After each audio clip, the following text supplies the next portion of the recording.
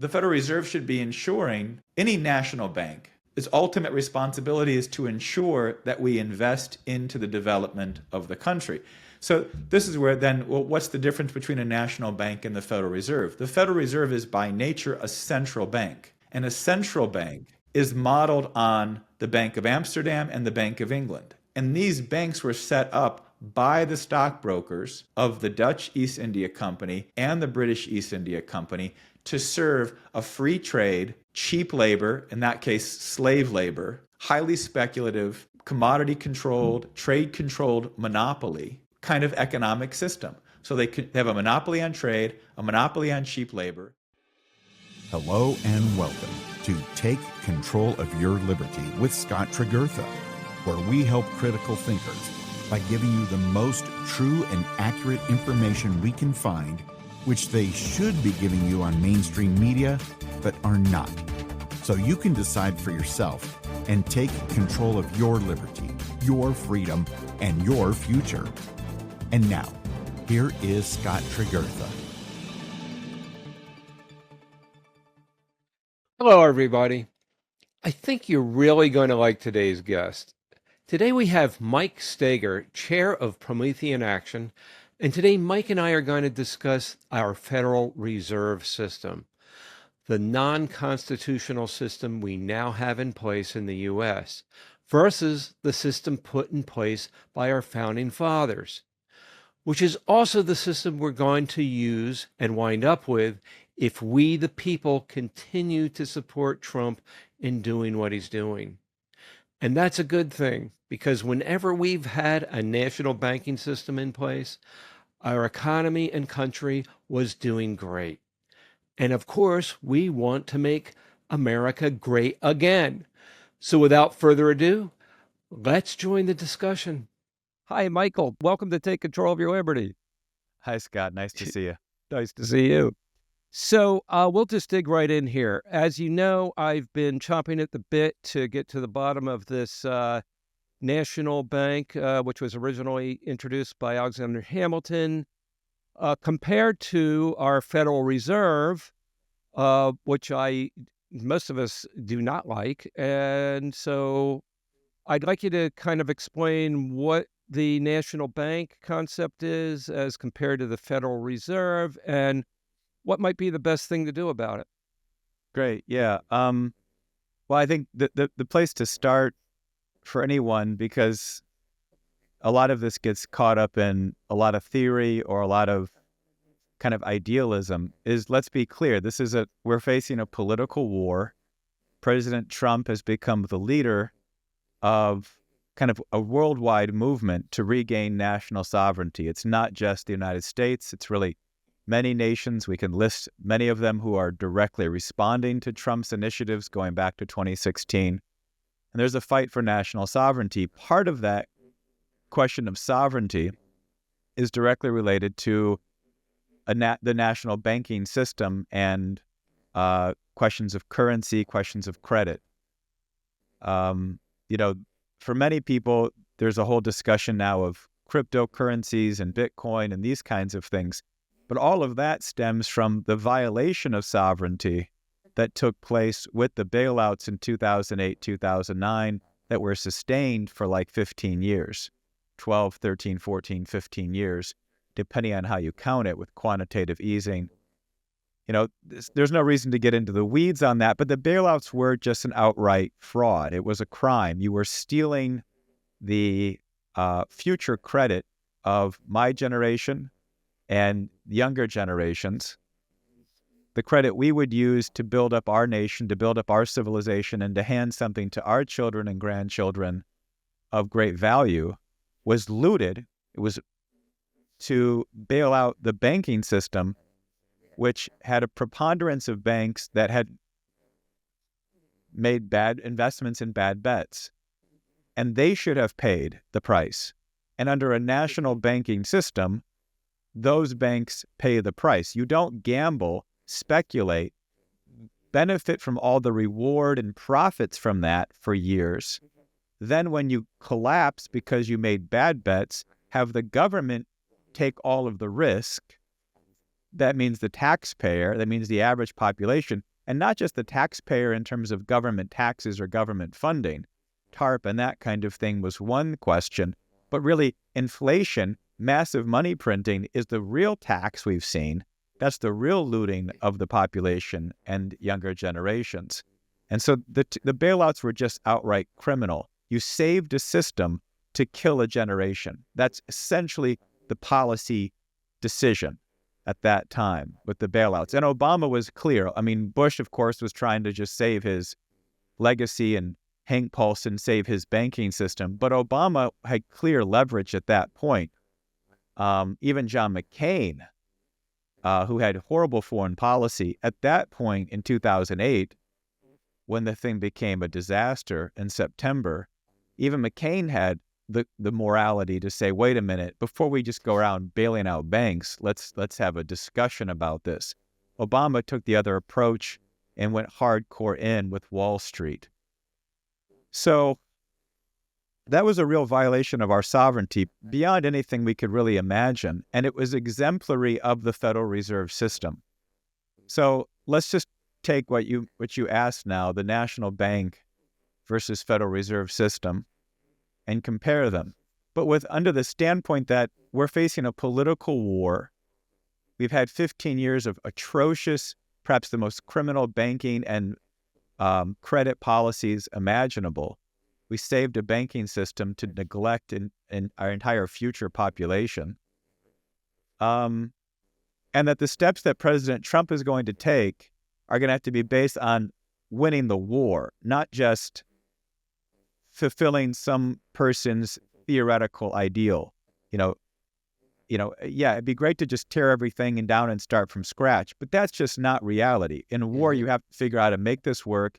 You've got to keep the banking system functioning. You've got to keep businesses with credit. You've got to keep people in their homes. You've got to keep the whole thing moving. So we're going to basically change the engine of the plane, but that plane's got to keep moving when you talk about reorganizing our banking system. So the basic question of the Federal Reserve is that it's essentially been premised. It was kind of a mixed bag when it first started in terms of its intention to provide credit to commercial activity. When we mean commercial activity, we don't mean advertising. We mean industry, production, that a lot of the small banks in the country, which we had a preponderance of up until the recent period, that they would be able to lend effectively to economic enterprises. If you've got a manufacturing plant in your small town or in your city, or you work for a large manufacturing firm like Boeing or GE or one of the big auto firms, of course, when these were successful firms a few decades ago, right, these things would function, and the Federal Reserve System was initially intended to make sure that big or small, these enterprises had the credit they needed to function. That was kind of the way this thing was sold.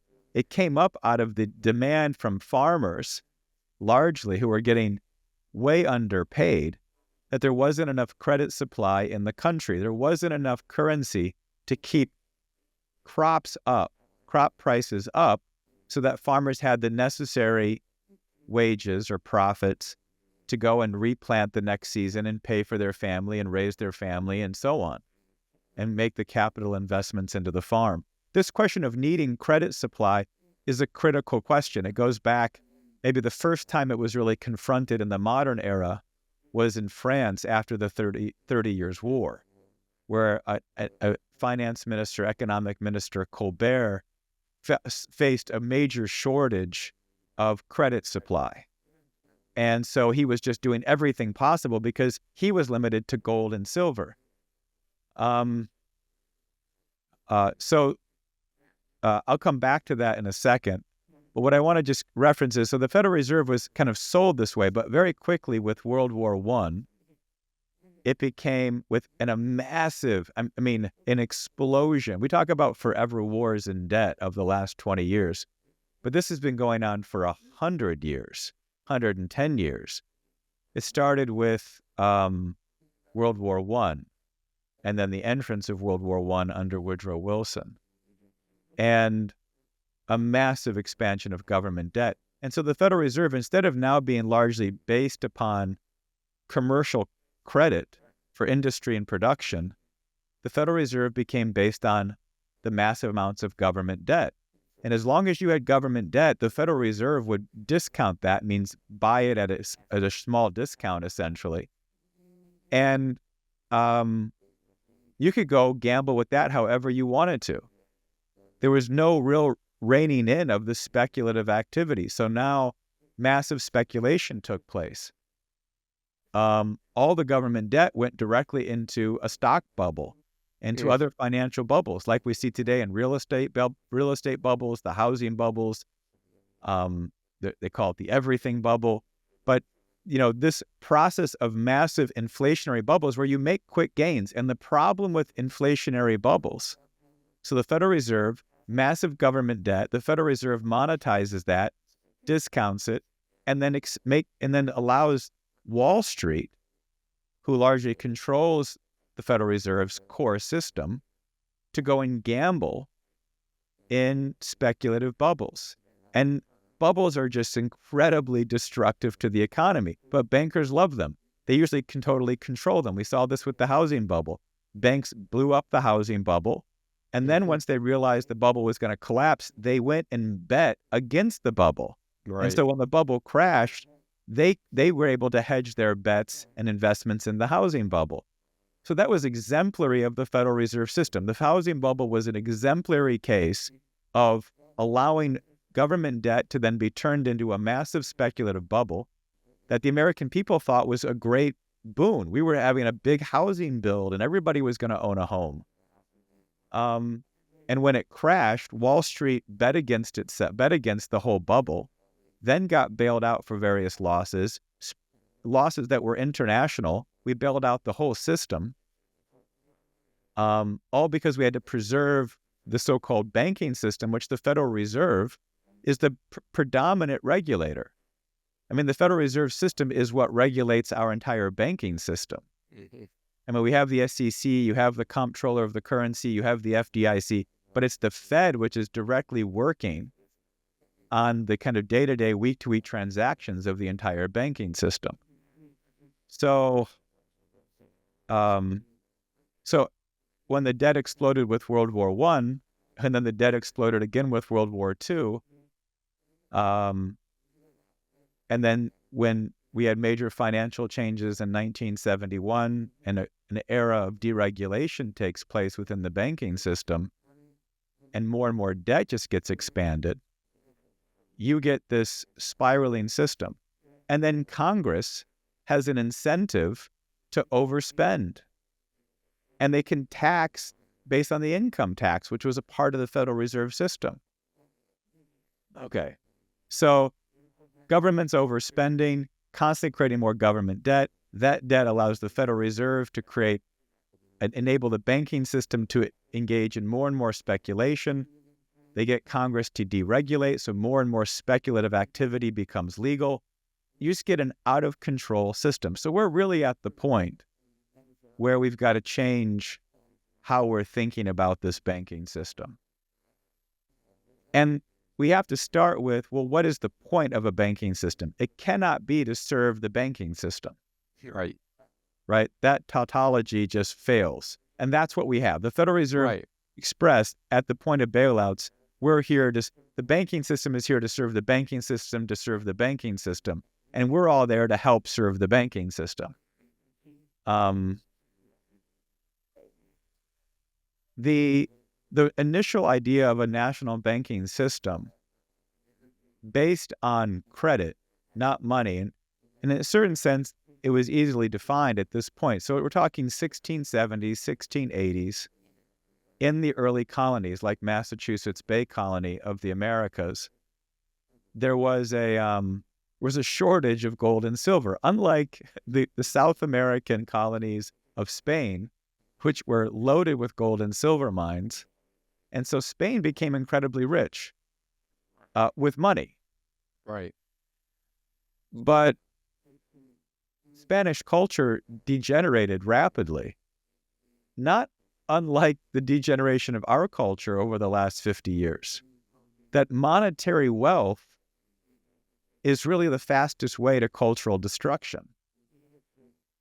But the colonies, the Massachusetts Bay Colony, the North American colonies, didn't have a lot of gold and silver, but they had very hardworking, productive people. The Pilgrims, the Massachusetts Bay Colony, were all blue-collar, hardworking. They brought tradesmen with them when Winthrop came over in 1630. The Pilgrims were all hardworking, kind of blue-collar farmers and tradesmen. They weren't kind of crown colonies to loot. They were looking to settle and establish a different kind of civilization. And they brought different personnel. That's just important because the culture of a credit system is just totally different than kind of the monetary profit system. So in the colonies, they felt like there was a problem because there wasn't enough exchangeable medium. They didn't have gold and silver. So how do we improve? We've got all these people who want to be productive, that we can either ship timber for the shipping industry into Europe, into England. We can export a lot of activity. We can produce certain capabilities here, but we need credit for people to go out and do this activity, to invest, to buy equipment, to hire people. And so there was a shortage of the ability to get those things to happen. So they came up with a credit system, a banking and credit ability to begin to allow activity to be based on future production, hence the credit system. We agree that we need to get this done. Let's all agree that we'll create notes of exchange, bills of exchange that can then be turned into money later on, but once we get the activity going. It didn't work perfectly. There were all kinds of problems. Pennsylvania was able to apply it later more effectively, especially during the 7 Years' War, the kind of French and Indian War. Anyways, that's the initial history of this credit system. Alexander Hamilton was just kind of a remarkable genius, but he was working in trade and banking, in essence, from like 1314 in the Caribbean colonies. And he recognized that the nation needed to have a system that fostered the industrial potential of the country. Because again, the American people at that time were, again, hardworking, very religious, devoted, kind of blue-collar industrial type people. Farmers, entrepreneurs, tradesmen. And there wasn't, again, a lot of monetary wealth. And there wasn't there was an export capability, but the problem with exports and imports is if you're still dependent on a lot of imports, then that sucks whatever money you have usually out of the system. This is what Colbert faced in France. So it's what they call today mercantilism, where you really focus on imports and exports. And they try to attack Trump as just being a mercantilist. But It is a question. You do want to balance trade. You don't want to have a massive trade deficit like we've run with Canada and Mexico, with Europe, with China, huge trade deficits. It just sucks. Now we have this kind of so-called unlimited currency today. It doesn't work well. Yeah. But the point is, Hamilton said we need something that actually works as a national banking system. At that time, there weren't a lot of banks. So he could set up a national bank with multiple branches that would start to do this. Start to do what? Well, the main point is a banking system is meant not to serve a banking system. The banking system is meant to serve the productive powers of your nation, the productive powers of your community. So you want to make sure that your enterprises are growing, small, medium, and large enterprises. You want to make sure your farmers can invest in producing the most effective crops with the greatest yield and the best quality possible. And whatever they need to invest to do that and make a profit, and at the same time make a profit, you want to make sure they have the ability to do that. You want to be able to grow. in essence, you want to build a civilization. You want to build a nation. Right. That's where real wealth comes in. And most of the times when you're getting a paycheck, that paycheck is coming because the company you work for has an ability to get a loan from a bank. It's not because your company or that bank have a bunch of gold and silver in it. Even when we have a gold and silver backed currency, I'm not saying that's a bad thing. I'm saying even when you have a gold backed currency, it's not as if the company you work with, unless they are involved in gold mining, have a bunch of gold. They have an ability to borrow off the bank because they have an ability to sell a product that other companies want to buy, that can be demonstrated. And so there's a sense that there's a confidence this company will also be able to pay back the loan. And so, are you one second? Are you saying that is the way it is right now? That's how it's been for centuries now. Right. That's just our normal everyday operating procedure. That's how we've been operating. Yeah. It's not like it's new because of debit cards or Venmo. I mean, this is how we've been operating for a couple hundred years. Right. Is that it was largely the bills of exchange that if your company had the credit with a bank, it could pay you in bills of credit of that bank. And this eventually turned into national currency notes or national bank notes. Today we have Federal Reserve notes. But that isn't the problem. The problem with the Federal Reserve isn't that it's been contracted to just print notes. I mean, I'm not in favor of the Federal Reserve System, but that isn't the big problem. Or a fiat currency, as many libertarians have a concern with it.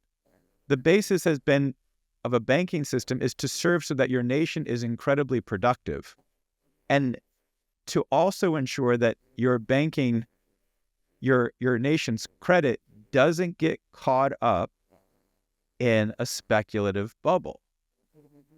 And this has always been the challenge. Speculative bubbles suck the credit away from physical production and industry. They destroy entire industries.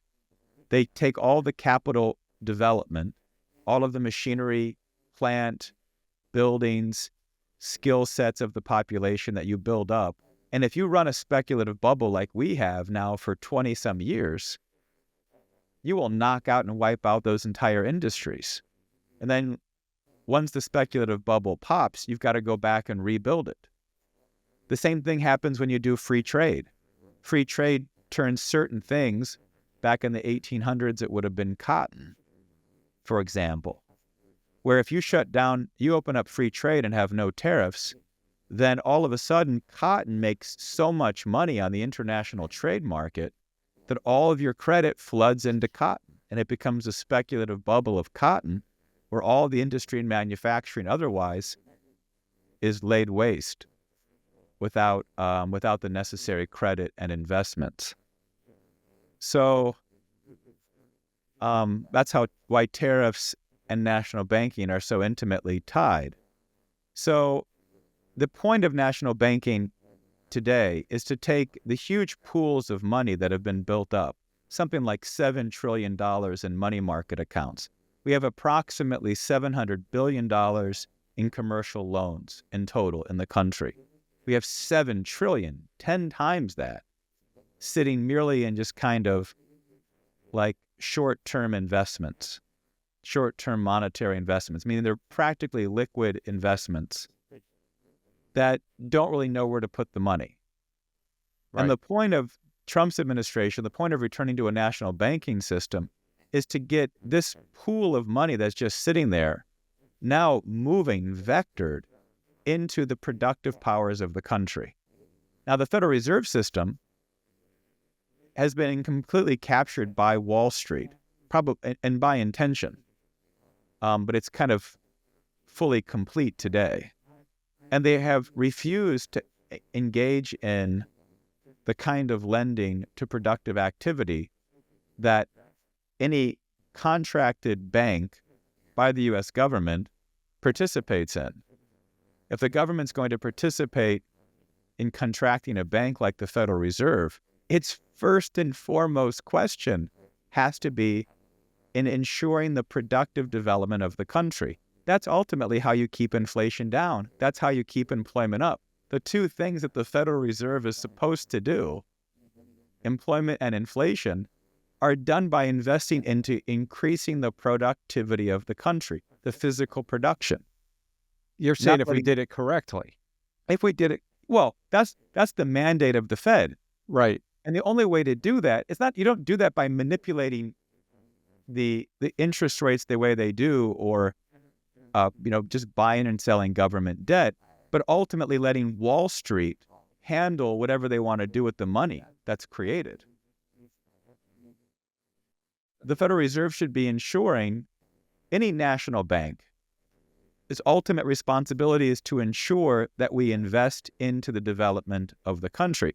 So this is where then, well, what's the difference between a national bank and the Federal Reserve? The Federal Reserve is by nature a central bank. And a central Right. bank is modeled on the Bank of Amsterdam and the Bank of England. And these banks were set up by the stockbrokers of the Dutch East India Company and the British East India Company to serve a free trade, cheap labor, in that case, slave labor, highly speculative, commodity-controlled, trade-controlled monopoly kind of economic system. So they have a monopoly on trade, a monopoly on cheap labor. They control the stock market, they control speculation, and they basically can then, if they need to increase the debt or disrupt a political rival, they can launch the government into war because they've got that kind of political power. That's what a central banking system is, and that's what the Federal Reserve has entirely become. There have been attempts in the past under Franklin Roosevelt to change that.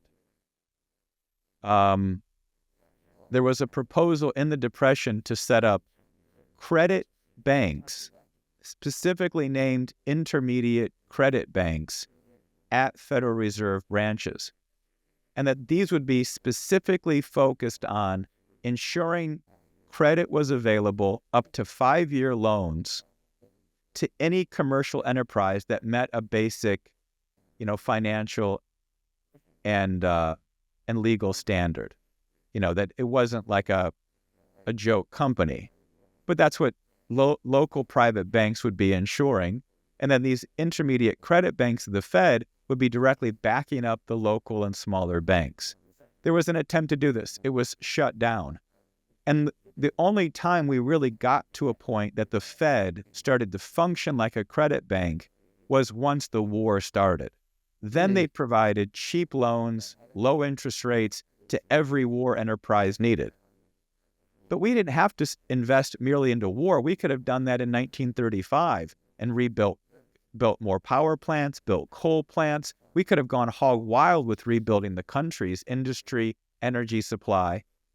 But the Federal Reserve and the bankers weren't going to unleash anything until the question of war was at stake. And then, of course, massive new government debt was also occurring. The question for Trump today, and the question for any American patriot, and for any country, whether you're Russia or India, all of these countries, Russia's notorious for having a central bank. This is true in Europe, the European Central Bank. They are very much central banks. They are not national banks. Is for Trump to get a hold of the Federal Reserve, to put real restrictions on it, to pull it directly under the control of the executive branch. Not total control. It should have direct participation from private banking. That's not a bad system, but it can't be completely divorced from the executive branch, like they try to say it is now. Right. And you've got to make sure that you're lending to real physical production. And that means that you can set policy. If we have a new Secretary of Energy, Chris Wright, Donald Trump, and really now a broad consensus of economists and other interested parties identify that we need to double or even triple energy supply in this country. So that's practically adding another 1.5 terawatts of baseload energy, coal, natural gas, nuclear. That's a huge construction project. Right. If you take all of that, that's, it's practically 1,500, about 1,500 new large-scale nuclear plants if you just put that as the plant you're building. You can build smaller plants, you can more diversify a little bit, but that's not a bad approach. It just would take a little bit too long. We'd want to do some coal, we'd want to do some natural gas to get things moving quickly. Right. We can create the credit. The credit in the U.S. system really already exists. We have $7 trillion just sitting, not being invested. We've got to start to move that money and vector it into these areas. That means that these areas become profitable, but that speculative areas become less profitable. And this is ultimately the responsibility of a national banking system. It has concern for the long-term survival of the nation, of its people, of its posterity, and of the nation's physical and national security. That's the responsibility of a national banking system, and that's the role of the federal government to regulate that. The central banking system of the Fed is largely, beholden to the bankers and the banking system, not the nation, not its people, not the long-term economy. So when a glitch happens, when all of a sudden the system hits a tripwire and the whole thing's about to crash, instead of keeping people in their homes, instead of keeping businesses and productive enterprises going, we end up bailing out the banks, as we saw in 2008 and 2009. Right. So anyway, that's long-winded, but hopefully that gave a perspective and a distinction between national and central banking. I think it did. I think it might be kind of difficult for people to grasp this. Yeah. Let's right go off back the bat. to various parts, whatever you want to do. Well, let me just kind of summarize it a little bit the way I see it. Mm-hmm. And it's very basic. Basically, the system we have now is based on money rather than the money that can be made immediately by the bankers, as opposed to building a society, building a country, and making it productive, which would make money. It would actually make survival and increase survival. Mm-hmm. And they make this way of doing it. They are, as you mentioned, reliant, for whatever reason, they're reliant on war to create this money. Well, it creates debt. Well, it creates debt, and that's how they make their money, right? That's how they increase the money supply, is government debt. Exactly. So this is how they live. Well, literally, if they keep doing what they're doing, even they will be destroyed. But they don't see it that way. That's the way they are, and that's another show. Mm-hmm. Yeah. But they are heavily reliant on war, which is a reason, I believe, why we have so many wars, the never-ending wars that Trump is trying to put a stop to. Now, you take that as opposed to a national banking system, or at least installing the concept of that national banking system into what we have right now. That would be into investing into, instead of wars and just things that make immediate money, like packaging mortgages and reselling them and that kind of thing. Instead of doing that, producing something that we all need. In other words, the National Bank would lend money to people that manufacture or grow food, farmers, energy, people who supply energy, car manufacturers, and so on. So then that way we're getting real production and real product instead of just going to the casino and trying to win some money, which might be pleasurable for a moment, but in the end, life isn't any better for anybody once that's said and done. Now, does that kind of make sense? Yeah. I mean, I think that a national bank doesn't go around and lend to the small manufacturer or farmer. It's at Hamilton's time, banking was so limited that you could set up an actual national bank branch and it could actually perform that kind of function. It might be for larger aspects of activity, but it would generally percolate throughout the entire economy. But the point is that it undergirds the actual banking system to reinforce banks, local banks that are actually involved in lending to the commercial activity of their local area or to their state or to their region, or if you're involved in international trade, that you have banks that can facilitate that. And the banks that do that under previous American law, what sometimes is called Glass-Steagall, or it could also be known as Section 20 of the 1933 Banking Act, that made it clear that any bank that's part of the American banking system, the Federal Reserve banking system, could not be involved in being a brokerage house, could not be involved in securities or in the secondary or tertiary markets like you mentioned of bundling mortgages. So we actually made a clear distinction, especially when we brought in insurance, that you have an insurance on your deposit account. You have an insurance on your savings account that if your bank goes under, the government will come in and that insurance company will pay you what was in your account. Well, at that point, the government said, including Franklin Roosevelt, but even some of the kind of the more pro-bankers in Congress, said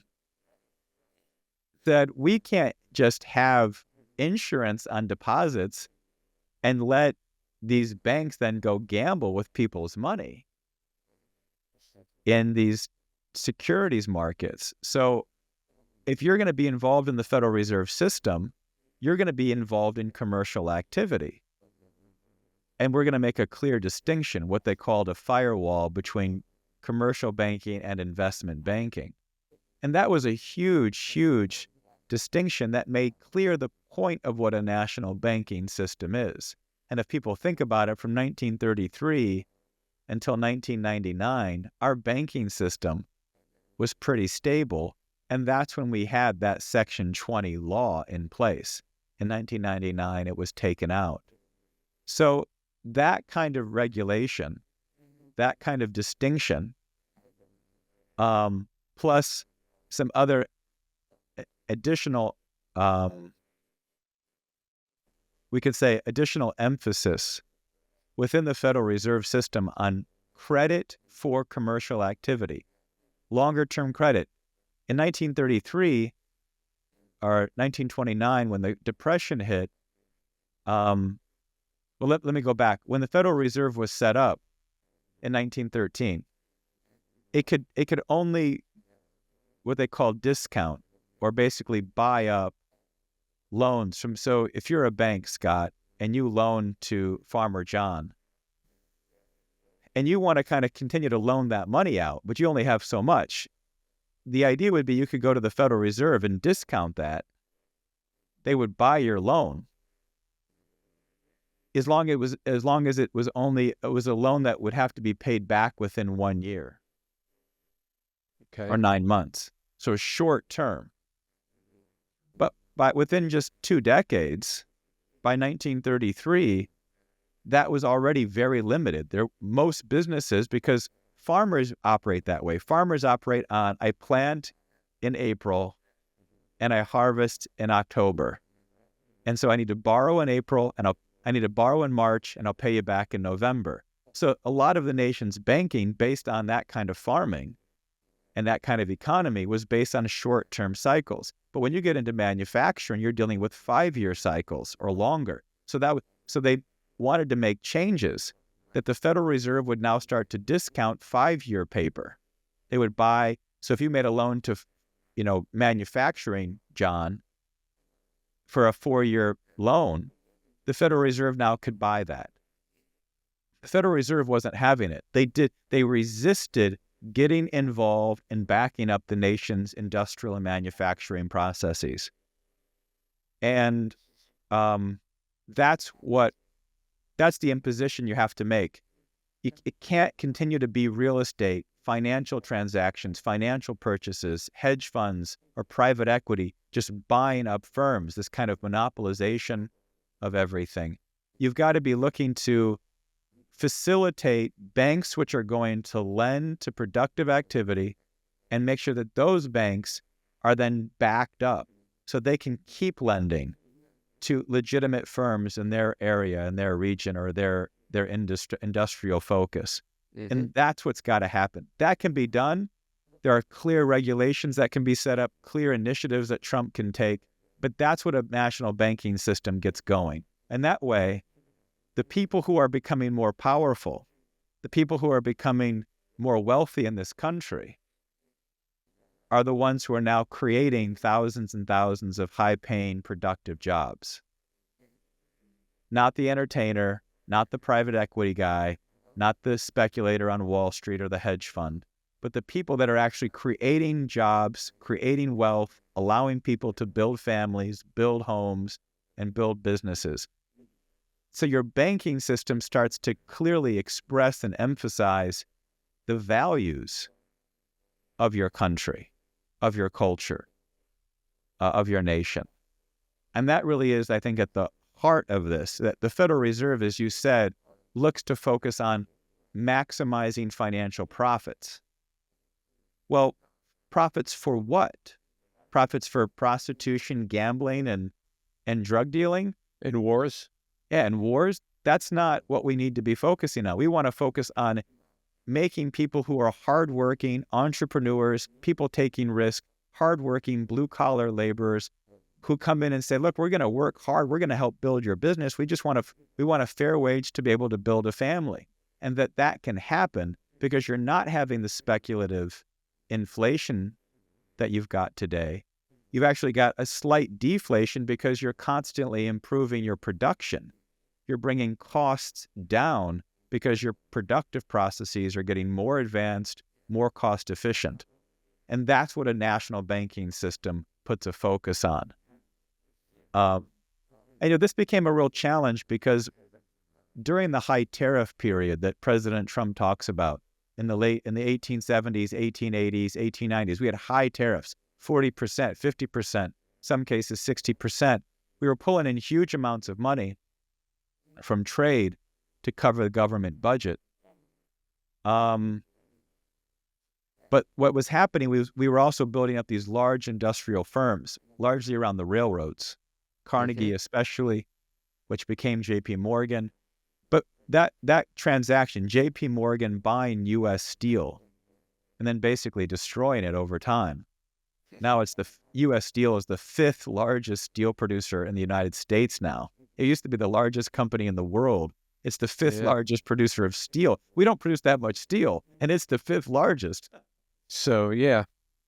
I mean, that process was the buildup of big corporations who needed then that had the ability to sell large stock investments. And that's when all these securities and secondary markets and financialization started to become the focus, because we were no longer a small farming nation, a nation largely built off small farms, and the industry needed to support them. Now we were a nation becoming these large industrial advanced firms. And so the distinction between supporting real economic activity versus this kind of speculative activity started to branch off. And for the last 100 years, the American people and our constitutional republic have kind of lost the fight. We haven't been winning this banking war. Right. The bankers, the internet, the globalists, they've been winning the banking war. They've controlled our banking system. They've leached the American people of their profits, of their wealth, under this idea that we want financialization to dominate, not real physical production. Right. So basically, we're talking about one system that all it does is produce money, and they'll just plain print it if they need to. Well, some people are saying that that's what they should do, but well, yeah, I mean, you don't really ever want that. No. but that's what they do. And we have wars, and this is something that goes into, like, literally they actually instigate wars, but that's a whole other topic basically. But that's what occurs under one economy. You've got an economy that's based on war. You're going to get more war, right? Well, it's not completely separate. Just to make the point, I mean, the point of wars oftentimes is to get two nations at war with one another, both of which are becoming nations which have strong physical prowess, physical productive powers. Mm-hmm. So you think Right. of Germany and England in World War I or something like this. People talk about an inevitable war with the U.S. and China. There's no inevitable war between the U.S. and China, but there are financial interests who see the fact that if the United States and China keep competing regarding their physical productive capabilities, their science, their technology, their industry, that increasingly they're going to have to go towards strict national banking systems. So to avoid that, globalist financial interests, which control the central banks, will look to foment a conflict between the U.S. and China, or the U.S. and Russia. They'll look to, and by doing so, they'll wreck both nations' economic capabilities, stall them, and kind of create more leverage for political control, especially over whoever wins. And so war is a tactic to prevent this question of national sovereignty from emerging and becoming a basis of competition, because if national sovereignty is the basis of competition, then whichever nation is able to harness more sovereignty and improve the qualities of the talents of their people better, they will win the war they'll win the competitions. Just like we won the space race, Right. Whoever is able to industrialize and advance and develop their creative talents, develop new technologies, new discoveries, build out more comprehensive infrastructure, that nation will win. And of course, from the globalist standpoint, well, how are they going to make any money when you're doing that? So they've got to shut that down. And that's kind of where these wars come from. That's what I truly believe. And I think it can be proven, actually. But so basically, you've got, for the audience, if you're not grasping this moment, it's understandable. But this deserves research and looking into it and learning it if you really care about what's going on in the environment. But so just for argument's sake, we've got one economy that's based on printing money and just making money and creating wars and keeping the most productive nations at odds with each other, versus a system where countries are working together. We are competing not in war, we're competing into going to Mars, we're competing into creating better and better energy. And sure, we're all thinking of our own country, but it's such healthy competition, right? And this is what Trump is after. Mm-hmm. And this is why he gets along so well with our quote unquote enemies like China and Russia. Or even if he doesn't get along well, he creates good relationships with them, and he makes it so we get along well. Yeah. And this is what this is, in case people were wondering what this globalist thing is about, what we're talking about here is largely what's behind that. And since Trump is such a proponent of going in the direction we're talking about, national banking, and even though I don't believe I've heard him use those words, correct me if I'm wrong, but he is doing that. I mean, he's doing it, and he's talking about ending the endless wars, creating better and better energy, creating production.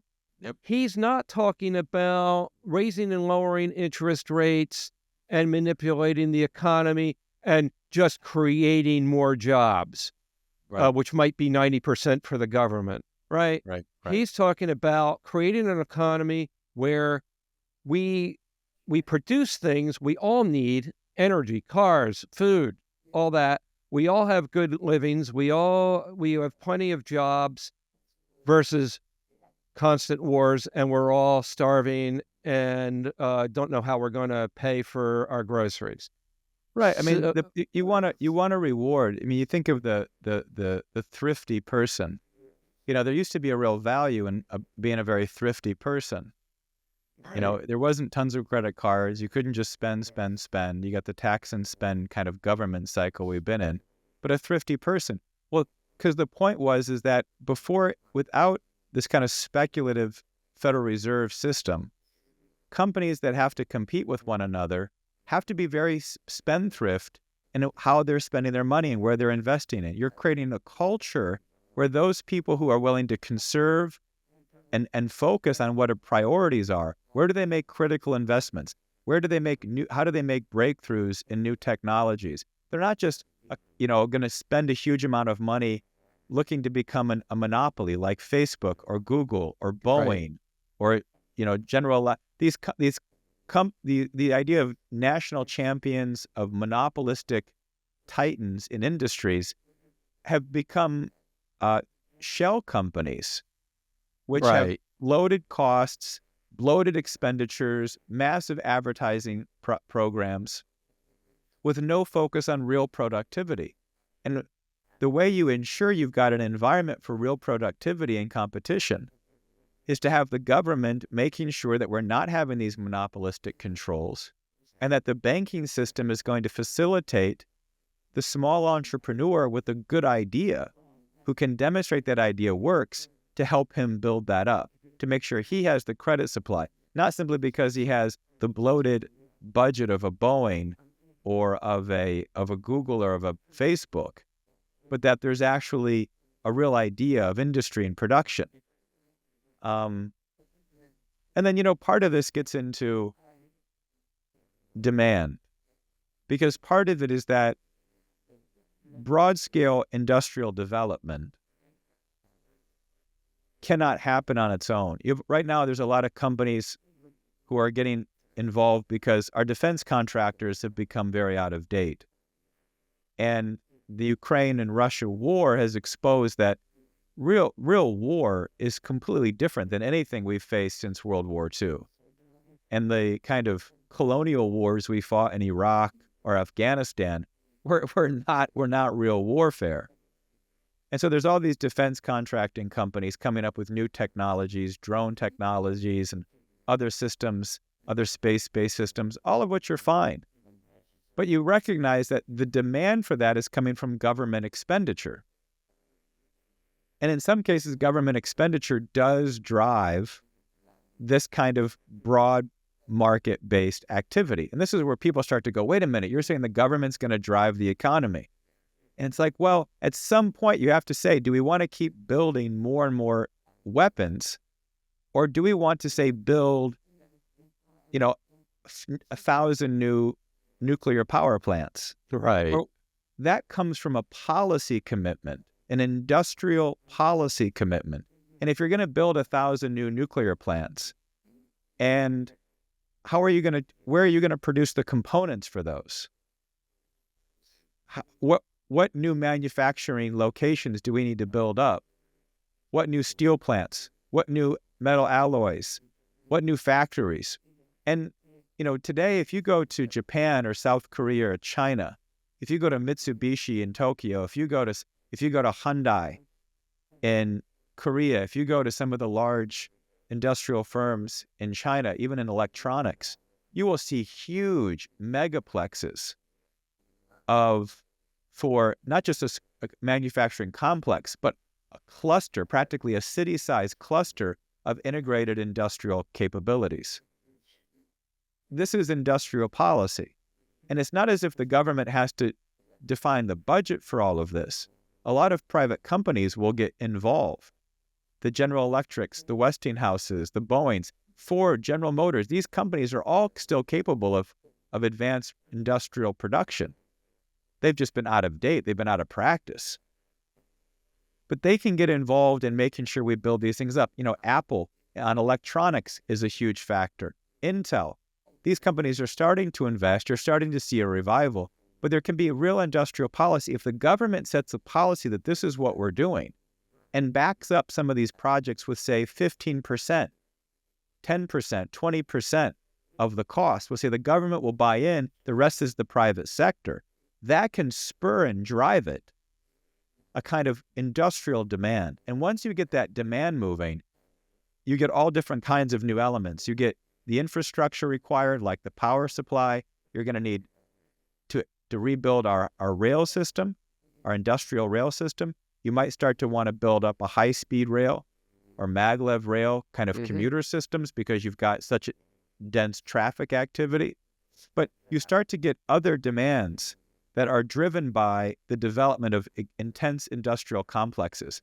Industrial complexes, we used to call them cities. That's what cities were. Cities were the location. New York City was a predominant, massive industrial powerhouse. Chicago, the city territory, not outside of it, was an industrial powerhouse. Detroit, powerhouse. Los Angeles, those four cities were like 50% of the industrial powerhouse of the country, back in like 1950, 55. Aerospace production boomed in Los Angeles. So, but these cities have been gutted, and we've got to rebuild this. But it gives you a sense that to really foster and facilitate a national banking system and to give it the demand that drives that kind of banking sector, you also have to then establish the kind of long-term industrial policy. What do we need to produce? We all realized it with our supply chains in China during COVID. Okay, well, how do we reverse it? We just kind of wait and see? How long does it take to get some mask plants or some IV plants or a steel plant reopened? Or do you say, we've got to do this? This is of national security interest. Let's drive it. And you talk to the companies involved. You talk to the American people. And you say, look, we need to build these things. Let's create a policy. And the federal government can do this. That's what, to some extent, the ability for this to happen was why the Democrats wanted to do the Green New Deal. Because they said, look, the government can spur this whole policy. Now, of course, building windmills is a sink pit. That's inflationary. You're spending tons more money for anything you get back. But if you're building up real productive enterprises, not these utopian schemes, you're creating the potential for long-term physical economic growth and private sector major profits and growth and investment. And that's just worth considering, because if you just focus on the banking system alone and you don't focus on that the banking system is there to facilitate this rebuilding of our industrial capability, then I think we miss a major component. So, right. And that's where like raising and lowering interest rates and manipulating things with the banks is detrimental and is the opposite of what you're talking about here. Right. And it's just impotent. It's impotent kind of pretending that you're doing something when you're watching the industry of the country just disintegrate. And that's what they've been doing, right? Let the central banks and banking community control industrial policy and then remove all tariffs and let cheap labor be the kind of deciding factor. So we can pay people in China or Bangladesh or Vietnam a tenth of what we pay the American people over the course of the next 10 years. Oh, we're going to put all of our factories in China and in Asia or in Mexico and cheap labor factories down there. That can't happen. And so again, this is where tariffs and challenging this cheap labor kind of program are a critical component also of both banking and industrial policy. Right. And I know you've got to go pretty soon. Yeah. So I kind of want to tie it together and make sure people know how they can not get a hold of you, but listen to your discussions and things like that.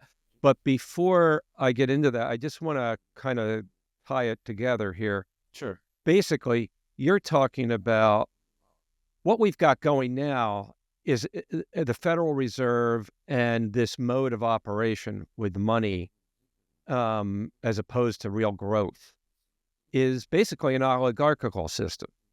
And it's what we actually fought against in our American Revolution. We fought the creme de la creme of oligarchs, the British Empire, right? Right. And right now we basically have the modern British Empire. And so we've got that. That's what our Federal Reserve is about. Now, on the other hand, we've got this national banking system, or the mode of operation of it. It may or may not ever be called that, but we've got that philosophy, which is what Trump is promoting, basically, the Yeah. components of it at any Yeah. rate. Absolutely. And that's what just to be blunt, that's why and by the way, these oligarchs own the media, or not necessarily own it. They certainly control it. And that's why he's so attacked.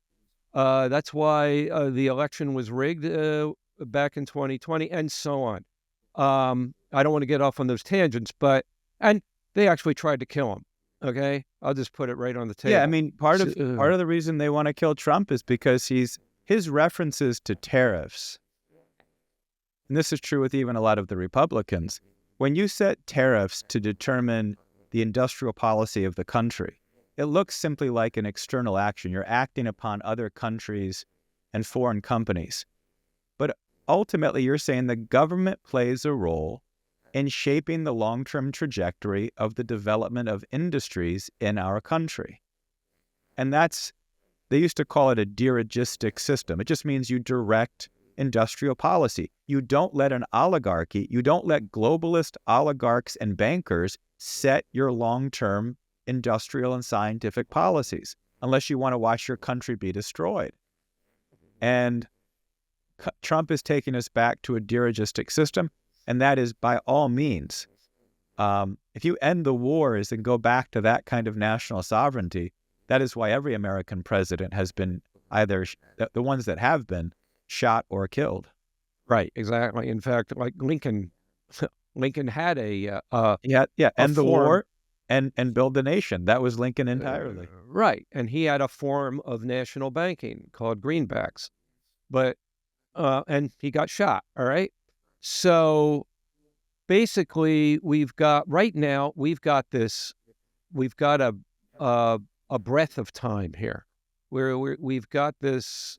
Thankfully, we've got Trump in office, and he is a proponent of what you're talking about here. I think so, yeah. So now that he's there, and we can't just sit back and say he's there, so it's all handled, right? So what should we, the people, be doing now? Now that we've got this person in power, and this environment in power, what should we be doing as we the people? Well, I think the top priority right now is to, we have slim majorities in Congress, and we need a new regime here. So Right. we started building one. I would say with this election we have secured a beachhead. So for many of us, waging a war against this kind of ancient regime that we had in place for too long, the kind of the uniparty oligarchs going back to the Bushes and Clintons and Bushes and Obamas.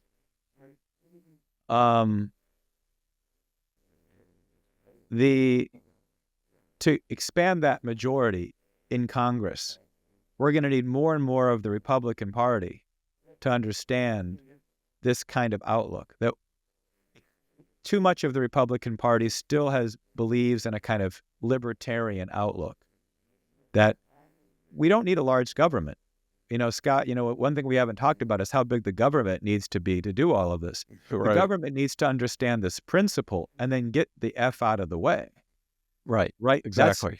Understand what you've got to do to facilitate this kind of economic activity. Vector or spur the growth. If you need to rebuild your steel plants, then put some government investment into it. That'll get everybody else jumping in, but then get out of the way. Let the private companies build it, make it profitable, make it function. that's how our system can work best. That we've got to get Republicans to see that they've got to get involved and drive this thing, drive our nation towards success. Not control it, not own it, but drive it. And once you get it moving and you get the momentum going, the rest will take care of it. I mean, it doesn't just take care of itself, but people get the idea and you start to get things moving in the right direction rapidly. And that's going to give us, I think, long-term majority control of government and an ability to make sure that we, over the next, 15, 20 years, can effectively rebuild the country. So what I think people can do is, in your local area, whether it's your state reps, whether it's your member of Congress or members of Senate, especially if you have open seats, right now or in the 2026 election, that you actually organize these members around what Trump's real economic policy is. We've oftentimes call it American System 2.0.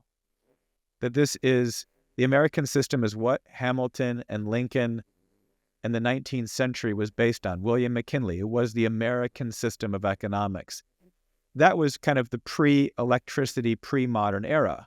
But it had the sense of industry, of banking, and of real growth with high tariffs and real sovereignty.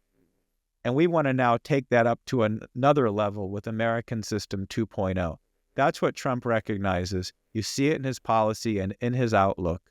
We've got to get more of this political party, more of these political candidates to start to think this way.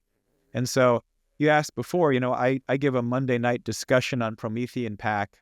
Mm-hmm. Every Monday, people can sign up at Promethean PAC and I think PrometheanAction.com to get email reminders for those discussions. And we have a number of books and there's other sources that we can point people to so that you can get a sense of this, because it's our real tradition. It's our American history. But I'll be honest with you, there hasn't been an economics department in the United States in any college that has taught the American system of economics in over 100 years. Right. So it's not like you didn't get it. Nobody in this country got this. It has to be revived as an outlook. It's starting to be. That's why Trump keeps talking about McKinley. That's a good beginning point. But we've got to get this kind of cultural outlook of what real American economics, how we really built the country. It wasn't off of free trade, globalization. That's not how we built the country. We built it off of a uniquely American system program. And as I said, at this point, it goes back over 400 years to the 1630s and 1640s. So in a nutshell, what we need to do about it is we need to educate our legislators. And that means we ourselves need to be educated. Yeah. And then we've got to get our congressmen and senators educated or vote them out. And yeah, support primaries if they don't want to respond, if they want to stick to their old agendas. Like, we don't have time. This is a war. It is a real political and economic war. And if your representative isn't on the right side of that war or doesn't understand the nature of the war, then like Lincoln, throw them out and bring in a new general. That's how we've got to operate right now. Exactly. And to become more educated, attend Michael's discussion, which is every Monday at 7 p.m., I believe, correct? Yeah, Eastern, yeah. Eastern. And I have the website on my website, and you can get all the details there. But otherwise, if you want to go direct, it's PrometheanAction.com, correct? Yeah, that's it. Okay, good. And so I'd say that's it for now. You can also come to my podcast for updates and even more of this same type of information, but please do visit Michael's discussion. And with that, thank you so much, Michael. It's been very educative, and we really appreciate it. Thanks, Scott. Thanks for giving me the time. Sure thing. Thank you all for listening. Please click the like and subscribe buttons, and also please share this interview so more people will know more about our Federal Reserve and the concept of the national bank put forth by our forefathers. And also, please check out Mike's information in the show notes.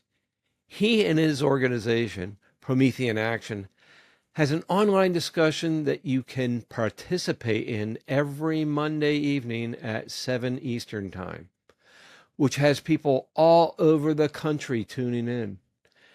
And remember, the Federal Reserve is a central banking system consisting of private enterprises which are not part of our government, do not necessarily have our best interests at heart.